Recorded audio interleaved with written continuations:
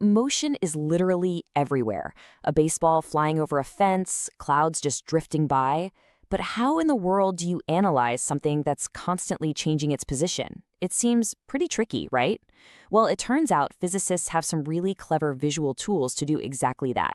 So let's dive in and see how they actually picture the world in motion. So here's what we're going to cover. First, we'll look at the motion we see in our everyday lives. Then, we'll see how physicists actually draw it out. We're going to discover why simplifying things down to a single dot is so powerful, what those dots can tell us about speed, and then, at the end, you'll get to try these tools out for yourself. All right, let's kick things off with something we all see every single day. Motion is happening all around us, all the time, whether we're paying attention to it or not. And think about it, the variety is just incredible. You've got the clean, straight-line path of a bowling ball in a gutter. But then you've also got the curve of a car taking a turn, or even that complex spiral of water going down a drain. Every single one has its own unique path.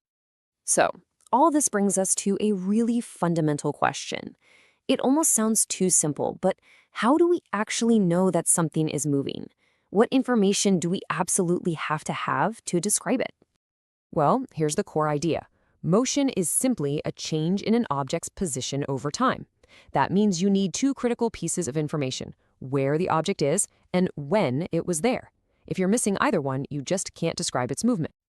Okay, so when you're faced with all these crazy curves and spirals, how do physicists even begin to get a handle on it all? They start simple. We're going to focus on the easiest case: motion in a straight line. Once we've got that down, we can start to tackle the more complicated stuff. All right, so how can we actually create a visual record of an object's journey? Let's take a look at the very first tool physicists used to do this. It's called a motion diagram. And really, you can think of it like taking all the pages of a little flipbook and just layering them into a single image. It's a super simple but really powerful way to see an object's entire journey all at once. And making one, it's actually pretty straightforward. Imagine you're taking pictures of a runner. You'd snap a photo every single second, but the key is to make sure your camera and everything in the background stay perfectly still. Then you just stack all those photos right on top of each other. And here's what you get. Because that background is stationary, you can clearly see how the runner's position changes from frame to frame. The motion diagram basically freezes the entire journey, showing you exactly where the runner was at each specific moment in time, all in one single picture. Okay, so a motion diagram of a runner is super useful, but for a physicist, believe it or not, it's still a little messy. The next step is all about the amazing power of simplification. I mean, the problem with tracking a whole person is that there's just so much going on. Her arms are swinging, her legs are pumping. If all we really care about is how she's moving forward, all that extra movement is just noise. It makes the analysis way too complicated. So, what's the solution? It's something called the particle model. We basically just ignore all those complicated details and replace the entire object with one single dot. So for our runner, we could put that dot right at her waist in every single frame. That way, we're only tracking her overall change in position. Simple. Now, you can't just use this model for everything. There are a couple of ground rules. It works best when the object itself is way smaller than the distance it's traveling. And it's perfect for when you only care about the big picture, the overall journey, and not all the little movements happening inside the object.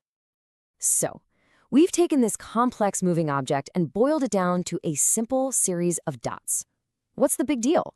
Well, this is where it gets really cool, because those dots tell a surprisingly detailed story about the object's speed. This is where the model really shines. The spacing of the dots tells you a whole story. If an object is moving at a steady, constant speed, like a cyclist cruising on a flat road, the dots are all perfectly evenly spaced. But what if it's slowing down, like a car pulling up to a stop sign? Well, the dots get closer and closer together because it's covering less ground in each little time interval. So there you have it. You've seen the whole process. You observe the motion, you create a motion diagram, and then you simplify it into a particle model so you can analyze its speed. With these tools, you can really start to see the world just like a physicist does. And that is the key idea here. These models aren't just little tricks. They are fundamental, foundational tools that let us take a messy, real-world event and turn it into a simple, clear pattern we can actually analyze. This is pretty much the starting point for the entire study of motion. So, I'll leave you with a little challenge to chew on. Imagine two runners in a race. Using what you've just learned, how would you draw their particle models? How would the spacing of the dots for the faster runner look compared to the slower one? Thinking about this is exactly how physicists start tackling much, much bigger problems. Thanks for watching.